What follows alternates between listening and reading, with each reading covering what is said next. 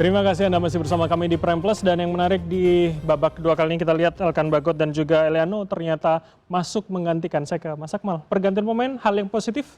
Ya, ini kan cara dari John Hedman untuk melakukan perubahan dari apa yang dilakukan di babak pertama, selain tentunya untuk mengejar ketertinggalan gol yang sudah didapatkan. Tapi saya melihat pergantian Ivar Jenner masuk, kemudian Eliano Reinders masuk menggantikan Ragnar Ortmangun, kemudian Elkan Bagot masuk untuk menggantikan Nathan Choaon, dan Ivar Jenner juga masuk menggantikan Ramadan Sananta, seperti yang tadi kita omongin ramai-ramai tentang Sananta. Bahkan analisa Don Emprit menyebut Sananta menjadi pembicaraan ketika kemarin. Bukan hanya kita saja yang membahas di sini ya. Artinya apa? John Hedman mendengar pembicaraan kita nih, akhirnya diganti itu Ramadan Sananta, dan sekarang mendorong oleh Romani sebagai striker. Tapi saya melihat dari sampai babak menit ke-65 ini, justru saya melihat penampilan yang sedikit agak bermasalah itu Kevin Dix. Kenapa? Ya kan? Yang pertama tadi penalti dari Kevin Dix kan. Ya.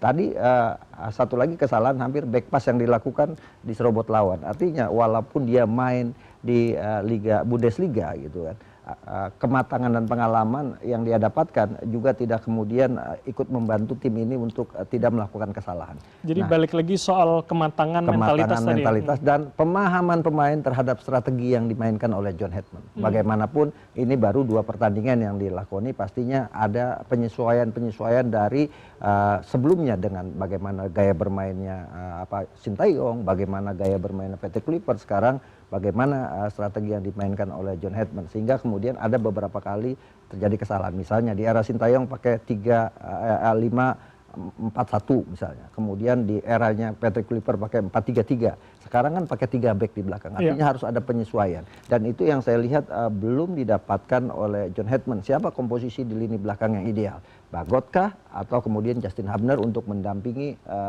Rizky Ridho dan juga Jay Ices. Kemudian posisi bek kiri, bek kanan masih sering berubah-ubah, termasuk posisi gelandang bertahan.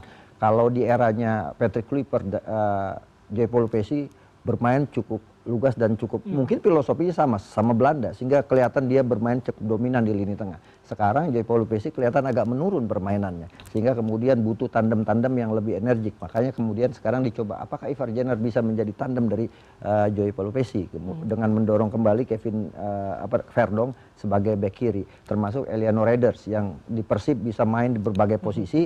Sekarang dicoba apakah di timnas permainan sama dengan ketika bermain di Persib.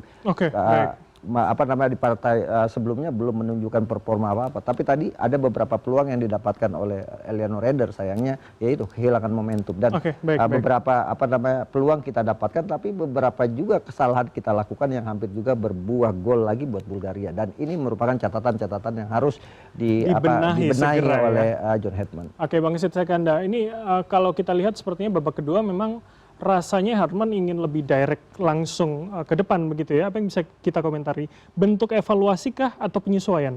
Ya, saya lebih melihat kepada evaluasi yang dia lakukan ya. Karena beberapa kali tadi di lini pertahanan memang, maksud saya di lini depan tampak kurang begitu optimal ya. Ramadan Sananta maupun Ragnar Ortmangun tidak begitu optimal ketika timnas melakukan serangan. Dan sekarang dengan adanya Eliano Reinders, saya pikir ada perubahan yang cukup signifikan yang terlihat. Tadi ada beberapa kali peluang yang coba dimanfaatkan, dan juga serangan yang dilakukan oleh timnas sampai di area penalti Bulgaria. Ini artinya ada perubahan yang cukup signifikan ya setelah terjadinya pergantian pemain di lini pertahanan. Saya pikir dengan masuknya Elkan Bagot ya, ini lebih kepada bagaimana memberikan kesegaran ya, bagaimana memberikan kekuatan baru dengan memasukkan darah segar Elkan Bagot menggantikan posisi dari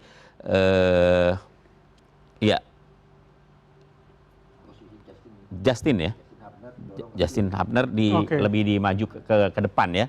Jadi saya kira dengan komposisi yang ini diharapkan memang lini pertahanan akan lebih solid. Sementara di depan dengan masuknya Eliano Reinders, saya pikir juga ini untuk memberikan daya gedor yang lebih kuat lagi. Oke, ini kita lihat ada Jordi Amat dan juga Beckham Putra ternyata sedang pemanasan. Berarti kita bisa membaca memang disiapkan untuk menit-menit terakhir nih. Iya, saya sih berharap Beckham bisa ditampilkan lagi ya. Paling tidak dia bisa memberikan kejutan lagi lah di pertandingan ini. Siapa tahu dia bisa menjadi pemain yang akhirnya menentukan Indonesia bisa menciptakan gol dan selamat dari ancaman kekalahan, kira-kira begitu. Oke, baik Pak Peri Saganda. Jadi kalau melihat komposisi terlebih dahulu, ini sudah menjadi sesuatu yang ideal atau tidak sebetulnya dari Anda? Yang kita bilang tadi rame-rame ya, John Herdman ini lagi mencari siapa posisi yang ideal. Sangat nanti. uji coba ini rasanya Pak Ini ya? kan dalam partai uji coba, jadi memang harus perlu gitu. Dengan adanya perubahan ini sekarang di babak kedua untuk pertahanan memang udah cukup solid. Permasalahannya sekarang adalah untuk penyerangan ini yang susah masih ini menjadi PR. Ya, saya rasa mungkin di beberapa menit ini mungkin ada pergantian, mungkin antara Orat Mangun bisa diganti dengan Beckham atau juga Jempol Epesi mungkin udah lelah dia kan dari kemarin sampai sekarang juga mainnya gitu maksud ya, mungkin bisa dijadikan oleh Jody Armat gitu. Oke, menurut Anda pertengahan atau ini berapa? 70, berarti mungkin sekitar 20 menitan lagi. Ya. Ini menjadi momentum yang pas untuk kemudian mengganti beberapa yang kelelahan tadi. Yang pasti untuk mengejar kekalahan kita harus bermain menyerang, bukan harus bermain bertahan lagi. Oke. Ya, setidaknya kita mau kalah sekalian atau menang sekalian gitu. Oke. Ini yang harus dikejar oleh timnas kita. Jadi sebagai pemain lebih baik adalah menyerang atau kalah sekalian, bukan daripada kita kemudian bertanding kita menyerang gitu. Karena kita mengejar ketertinggalan gitu. Ya mudah-mudahan bisa 1-1 gitu. Oke. Harapannya ya. Seperti ini ya, semua pembicaraan kita dari awal bahwa menahan imbang saja itu udah bersyukur banget. Ya kalah 1-0 pun umpamanya jelek ini juga bersyukur daripada kalah seperti tim Solomon kemarin 10-2 gitu. 10. Oke. Itu kalau kita sederhanakan 5-1 lah. Ya, Baik. Dan tidak hanya pertanyaan dari saya, kami juga sudah merangkumkan pertanyaan dari YouTube. Kita akan tampilkan bersama. Di layar plasma C boleh ditampilkan teman-teman produser. Ini ada 4 dan semuanya adalah pertanyaan. Saya akan bacakan dari @preti_lesliana. Apakah hasil pertandingan ini akan mempengaruhi kepercayaan publik terhadap John Herdman? Kemudian berikutnya @paramita Cahya. Apa target paling masuk akal bagi Indonesia dalam 1-2 tahun ke depan di bawah Herdman?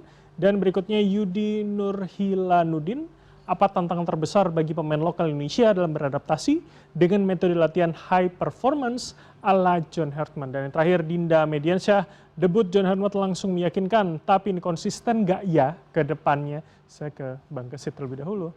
Ini pertanyaan untuk masa depan semua rasanya. Iya, ini pertanyaan-pertanyaan yang memang selama ini mewarnai ya dunia jagat maya terkait dengan bagaimana kehadiran dari John Herdman, apakah akan bisa memberikan sesuatu yang baru bagi kemajuan timnas Indonesia. Kalau ditanya apakah hasil pertandingan akan mempengaruhi kepercayaan publik terhadap John Herdman, saya kira ini karena pertandingan masih uji coba ya. Ini adalah tahap di mana John Herdman mencoba untuk beradaptasi, melihat potensi-potensi yang ada. Saya kira hasilnya tidak akan terlalu besar memberikan pengaruh bahwa John Herdman ini ternyata nggak bisa bikin apa-apa karena dia baru memulai. Jadi saya pikir terlalu dini juga untuk menilai dia bisa atau tidak menangani tim nasional Indonesia. Kemudian kalau target yang paling masuk akal ke depan ya saya kira ini ada Piala AFF nanti di depan. Saya kira itu yang menjadi tantangan bagi Indonesia, bagi timnas, apalagi kita belum pernah meraih juara di AFF. Saya pikir ini tantangan bagi John Herdman untuk bisa mewujudkan impian dan harapan masyarakat Indonesia untuk bisa membawa tim nasional menjuarai Piala AFF. Tantangan terbesarnya buat pemain lokal harus memberikan kesempatan sebesar-besarnya kepada pemain-pemain lokal di kompetisi. Ya, tanpa pemain-pemain lokal yang bermain di kompetisi, saya pikir akan sulit ya. Tadi kita sudah bahas bahwa saat ini pemain-pemain di lini depan itu semuanya diisi oleh pemain asing. Ya, deretan dari top scorer sementara di Liga 1 itu pemain-pemain asing semua.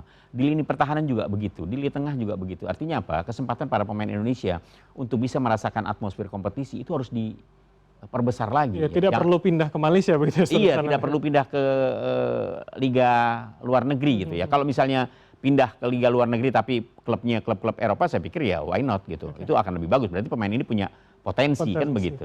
Saya kira itu. Kalau tentang John Herdman langsung meyakinkan, ya tadi sudah saya jawab. Kita semuanya masih wait and see. Gitu. Walaupun tinggal mungkin sekitar 15 menit lagi begitu ya. Mas Akmal, saya ada pergantian pula tadi saat kita melihat pertanyaan. Iya, Donitri masuk. Donitri masuk menggantikan Justin Hubner. Jadi Elkan Bagot menggantikan posisi Hubner, sementara Donitri bermain di posisi bek kiri.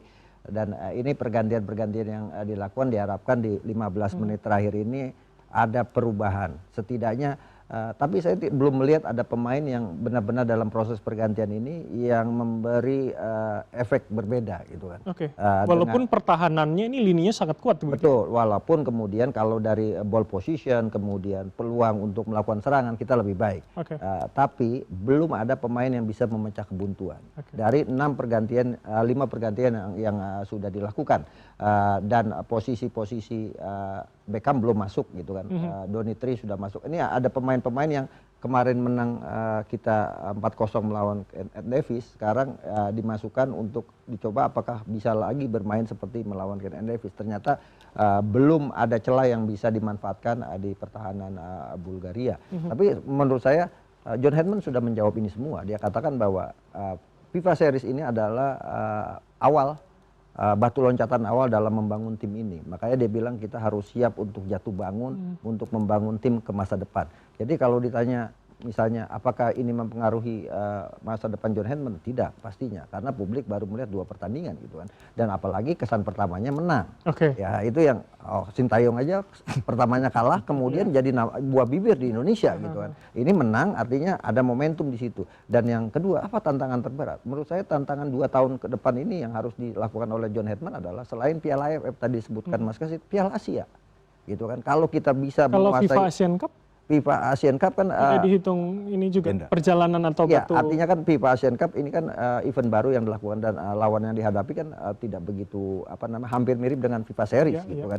Lawan yang dihadapi Yaman kemudian Yordania. Tapi kalau Piala Asia, Piala AFF misalnya tadi belum pernah juara, John Hedman bisa membawa juara, artinya rekor buat John Hedman yang akhirnya memberikan trofi buat Indonesia di level kawasan ASEAN. Nah, kemudian tantangannya di Piala Asia apa? Kalau Sintayong bisa bawa sampai babak 16 besar, John Hedman harus bisa misalnya membawa tim nasional Indonesia masuk 8 besar. Sehingga kalau dia bisa melakukan itu, maka namanya akan semakin diyakini bahwa dia akan membawa perubahan. Tapi kalau kemudian gagal gitu kan, ini juga akan jadi turbulensi. Ternyata akan dibanding-bandingkan dengan yang masa lalu, bisa jadi cerita-cerita kita harus CLBK lagi itu kan rame lagi itu kan. Oke, CLBK-nya tidak mungkin ke Kluivert ya, kalau logika itu ya. Bring back Sintayong akan rame lagi seperti sebelum-sebelumnya ketika eranya Kluivert. Nah, nama Sintayong tetap masih ada di atas menurut saya untuk kemudian apakah kemudian akan di head to head-kan dengan John Hedman, tentunya dengan prestasi. Dan John Hedman pasti akan berada terus dalam bayang-bayang Sintayong ketika nanti ada event. Piala Asia, Piala AFF, Sintayong final. Apakah John Hedman mampu membawa Indonesia juara? Kalau bawa berarti kan dia lebih baik dari Sintayong. Kalau kemudian di Piala Asia bisa membawa ke 8 besar, itu akan jadi catatan prestasi buat John Hedman. Ternyata John Hedman lebih baik dari Sintayong. Oke, baik. Saya tanyakan kalau begitu. Mas Nova, benarkah kemudian kita masih nggak bisa move on nih dari 2 pendahulu Hedman?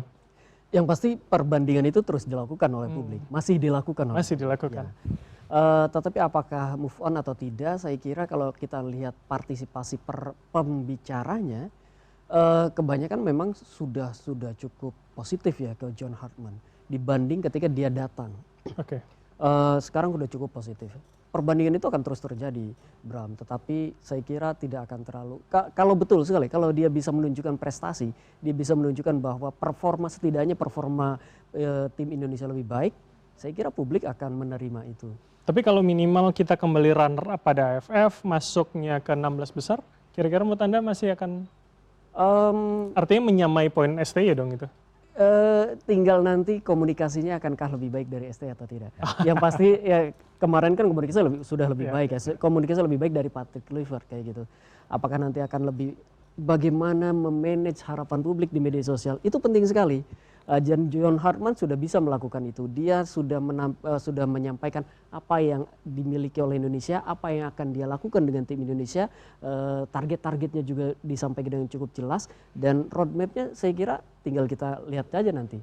Publik akan melihat itu, mencatat itu dan akan membandingkannya nanti. Oke, soal ingatan ini rasanya publik Indonesia sangat susah melupakan ya. Apalagi soal kesalahan itu rasanya cukup akan menjadi ingatan. Saya ke Pak Peri kalau gitu. Pak Peri, apa yang bisa Anda komentari dari pertanyaan YouTube tadi? Harapan masyarakat ternyata masih tinggi loh, walaupun antisipasinya juga besar, Pak. Ya, saya rasa pertanyaan yang pertama tadi yang dikatakan Bung Usit, ini kan baru awal, hanya pertandingan dicoba. Jadi kita tidak bisa menuntut ini pertandingan harus dimenangkan, harus bagaimana. Oke. Ya, apalagi dari persiapan dari John Herdman sendiri, timnas kita kurang lebih 3 hari atau 4 hari Mas gitu. Iya. Jadi kita tidak bisa bilang, wah ini tim udah bagus ini. Kita tidak bisa bilang ini tim juga jelek, jadi kita juga tidak bisa bilang. Oke, baik. Ini yang menarik barusan Beckham ternyata masuk menggantikan Pelopessi. Iya. Apa yang bisa Anda komentari? Iya, harapannya super sub ya. Langsung. Harapannya super Harapannya sub. langsung. Ya paling tidak ada asa yang bisa digantungkan Iya, iya. kepada Beckham ya. Setelah dia menciptakan 2 gol kemarin, kini Herdman tampaknya mencoba untuk kembali memberikan kepercayaan kepada Beckham untuk bisa memecahkan kebuntuan di tim nasional Indonesia di saat masih tertinggal 0-1 dari Bulgaria. Ya masuknya Beckham saya pikir bisa memberikan warna baru lah ya. Setidaknya para pemain dengan dia modal 2 gol yang diciptakan itu biasanya terbawa gitu, rasa percaya dirinya bertambah. Jadi untuk mentalitas Iya, karena ada teman-teman pemain pun yang akan kemarin sukses menciptakan 2 gol dan sekarang dimasukkan lagi walaupun hanya tampil sebagai cadangan. Oke, tapi sebetulnya kalau begitu saya bisa membayangkan bahwa ini soal visi personal saja, bukan kemudian permainan tim yang apik begitu. Iya, ada saat-saat di mana psikologis pemain juga harus ditingkatkan kembali. Ada saat-saat di mana mentalitas para pemain harus ditingkatkan kembali di saat ada situasi-situasi yang membuat mentalitasnya itu sedikit drop. Dengan adanya pemain yang pernah menciptakan 2 gol dan menjadi penentu kemenangan, saya kira itu juga memberikan tambahan kepercayaan diri kepada para pemain lagi. Ini soal mental aja ya. Saya pikir dalam situasi seperti ini di saat tertinggal, maka para pemain harus tetap fokus, tidak boleh kehilangan kepercayaan diri. Oke, yang dari tadi mungkin jarang kita bahas adalah Audero yang baru saja kemudian melakukan penyelamatan begitu. Apa yang bisa kita baca? Apakah benar masuknya Beckham ini menambah mentalitas teman-teman yang lain begitu Anda lihat? Saya melihatnya seperti itu. Ya. Tadi saya katakan bahwa ketika ada pemain yang bisa menciptakan gol, ya kemudian saat ini di saat tim butuh gol, dia hadir. Suntikan semangat itu tadi ya? Suntikan semangat itu yang diperlukan. Oke, baik. Mas Akmal, Ya. Jadi ini kita masih bisa berharap di 10 menit terakhir kemudian akan bisa paling tidak mengimbangi tadi? Ya, kalau bicara permainan dengan kalah 0-1 setidaknya kita sebenarnya sudah mengimbangi Bulgaria ya, walaupun hasilnya kita kalah. Tapi kalau dari sisi permainan masih banyak yang harus dibenahi. Yang pertama tadi masih banyak pergantian pemain yang dilakukan, belum ada 11 pemain yang menjadi patokan atau kekuatan utama dari John Herdman, walaupun sudah masukkan Beckham Putra. Beckham Putra tadi dapat 1 peluang tuh, hampir kan. Artinya motivasinya dia besar sekali untuk bisa mengulangi partai pertama. Dan itulah ketika ada pemain habis cetak gol, habis memberikan kontribusi besar, biasanya kepercayaan dirinya meninggi. Cuma permasalahannya sekarang masih ada beberapa problem yang harus dibenahi. Transisi. Ini sekarang kita asik menyerang, jangan sampai kemudian kita lagi menyerang terus. Pertahanannya lupa. Koordinasi, dan itu yang terjadi tadi. Untungnya Audero bisa melakukan penyelamatan. Bagaimana lini kanan kita bisa dengan mudah dimasuki oleh pemain Bulgaria yang akhirnya memberikan peluang buat Bulgaria. Di 10 menit ini ada peluang Indonesia untuk mencetak gol karena permainannya lebih cepat dan fokus untuk melakukan penyerangan. Tapi di satu sisi lagi catatan saya, bisa jadi juga Bulgaria bisa menambah gol kalau kita tadi tidak ada koordinasi antara lini belakang, lini tengah, lini depan dalam proses transisi permainan yang dilakukan oleh John Herdman saat ini. Walaupun kemudian kalau saya awam melihat ini Bulgaria mungkin bukan dalam performa terbaiknya, bahkan mungkin bisa jadi ya tadi kalau saya mengutip Bang Gesit atau Pak Ferry, tidak asik rasanya golnya adalah penalti begitu. Iya. Ya kalau kita lihat kan Bulgaria kehilangan generasinya Stoichkov. Misalnya waktu 1994 ada Kasimir Blakov di sana juga, ada Jordan Lechkov dan sebagainya. Kemudian ada eranya Berbatov. Nah, 2 era ini kan belum ada siapa yang menggantikan eranya Stoichkov, Berbatov. Mereka juga sedang mencari siapa pemain bintang berikutnya akan lahir untuk menjadi legenda sepak bola Bulgaria. Dan ini problem yang juga dialami oleh Rumania. Negara-negara Eropa Timur sedang mengalami proses evolusi pemainnya gitu. Atau stagnansi bisa kita sebut. Saya lihat sih tidak stagnan karena rata-rata mereka bermain juga di klub-klub Eropa gitu kan. Bahkan banyak pemain dari Bulgaria yang main di Inggris walaupun stratanya berbeda dengan Stoichkov yang main di Barcelona. Ini rata-rata main di Liga 2, Liga 3-nya Inggris. Ada satu main di Liverpool tapi U21 gitu kan. Ini yang sedang juga dilakukan proses proses regenerasi yang dilakukan oleh Bulgaria. Tapi saya lebih condong kepada Indonesia. Apakah kemudian tim nasional kita ini memberikan harapan masa depan dengan hasil pertandingan hari ini? Saya melihat ada harapan besar. Gitu kan. Karena apa? Karena ini uji coba yang kemudian pastinya akan dilakukan oleh evaluasi oleh John Hedman terkait performa pemain dan kebutuhan berikutnya adalah dia harus mencari pemain yang bisa mengisi kelemahan yang ada saat ini. Ketika kita misalnya saat ini kalah 0-1 lawan Bulgaria. Untuk apa? Untuk kemudian mendapatkan hasil yang menjadi target minimalis itu, saya katakan itu ya Piala AFF, karena Piala AFF itu Piala Dunianya Indonesia gitu kan saat ini gitu, dan itu yang akan menjadi turbulensi yang akan muncul di eranya John Hedman nanti adalah di bulan Juli itu. Baik, itu menjadi salah satu pertaruhan dan biasanya saya selalu mengingat ketika kita final apalagi melawan Malaysia itu menjadi salah satu laga paling ditunggu begitu. Ini kan yang juga paling ditunggu sama publik Indonesia adalah apakah pemain diaspora kita mampu untuk kemudian mengangkangi Thailand, Vietnam, Malaysia dengan materi saat ini. Dulu kan mengatakan bahwa Piala AFF bukan agenda FIFA sehingga kemudian tidak wajib mereka untuk bermain. Dan itu dimainkan di bulan Desember ketika kompetisi di setiap negara itu masih berjalan. Sekarang tidak ada pilihan. Semua pemain terbaik harus bisa dimainkan di bulan Juli karena kompetisi sedang libur semuanya. Jadi tidak ada pilihan buat John Hedman dan juga PSSI untuk bisa membuktikan bahwa di Piala AFF nanti tim nasional kita bisa dalam performa yang sudah dalam naik kelas gitu. Baik, Bang Zid, menurut Anda AFF seberapa penting kemudian untuk pembuktian berikutnya setelah FIFA Series? Iya, ketika Indonesia saat ini dihuni oleh pemain-pemain diaspora, pemain-pemain yang begitu bersinar di klub-klub besar ya. Ada JHS bersama Sassuolo yang juga terus memperlihatkan performanya dengan baik. Kevin Dix yang bermain bersama Gladbach, Verdong yang bermain bersama Lille ya. Artinya apa? Bahwa Indonesia ini beda yang sekarang. Jadi kalau kemudian tim atau dari negara yang memiliki pemain diaspora yang begitu bersinar di klub-klub besar Eropa kemudian tidak bisa meraih juara di Piala AFF, saya pikir ini kan sangat ironis gitu. Jadi saya pikir ya ini harusnya menjadi kesempatan buat Indonesia untuk menunjukkan diri bahwa saat ini Indonesia beda dengan Indonesia yang tim nasional yang sebelumnya. Target menjadi juara menjadi paling masuk akal dan minimal. Sangat masuk akal dan minimal harus. Karena itu dimimpikan sejak zamannya Ferry Sandria. Tapi zamannya saya itu juga bukan zamannya AFF ya udah. Iya. Saya itu Piala Tiger. Oh, namanya belum. Waktu itu kita, kalau nggak salah kita di runner up. Iya, bukan nggak salah. 6 kali udah. Tapi selama ini nggak pernah juara lagi. Gitu. Baik. Ini yang terbaru yang paling menarik adalah Rizky Ridho ternyata bisa punya peluang emas tapi rasanya kiper Bulgaria ternyata yang lebih bagus. Bisa menghalangi. Apa yang bisa Anda komentari, Bang Zid? Iya, ini udah menit-menit akhir ya. Menit-menit di mana stamina para pemain juga sudah terkuras.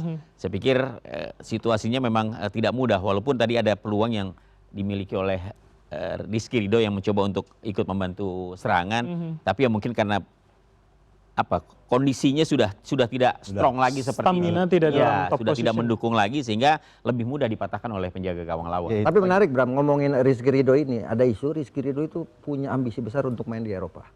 Ya kan? Dan kemarin beberapa orang menyatakan Rizky Ridho pengen keluar dari Persija untuk main di Eropa. Kalau bisa dicarikan main di Eropa. Ini isu atau bocoran? Ini bocoran, gitu kan. Hanya di CNN saya ngomong. Oh ya siap. Bocor halus. Artinya apa? Artinya ada satu hal yang ingin saya katakan bahwa ternyata mentalitas pemain pribumi kita kan, pemain lokal kita, gitu kan, juga punya mentalitas untuk bisa bersaing di Eropa. Jadi sekarang kalau selama ini kita impor pemain diaspora ke Indonesia yang mereka main di Eropa, memang sudah waktunya PSSI untuk bisa mengekspor pemainnya. Sekarang kan yang ada di Eropa misalnya Marcelino Ferdinand, gitu kan, kemudian yang di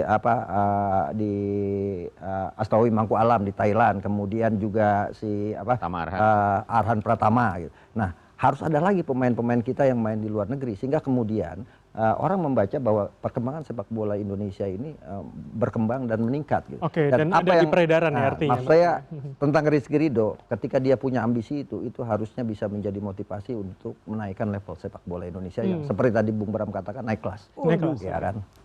Baik, baik. Pak Peri tadi ada ingin komentar sedikit? Ya, di dalam pertandingan ini kan sudah waktu 88, 89. 89. Ya, yang saya katakan tadi dari awal, inilah yang harus hati-hati dalam sepak bola. 15 menit terakhir ini harus hati-hati. Oke. Karena konsentrasi kita udah hilang. Kondisi kita juga udah mulai lelah. Oke. Jadi itu harus benar-benar konsentrasi benar. Salah sedikit ini bisa bermasalah gitu.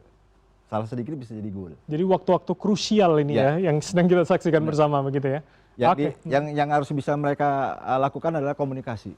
Itu sangat penting dalam komunikasi sepak bola, itu penting. Oke, baik, baik. Kami akan masih melanjutkan usai jeda berikut ini. Tetaplah bersama kami di Prime Plus.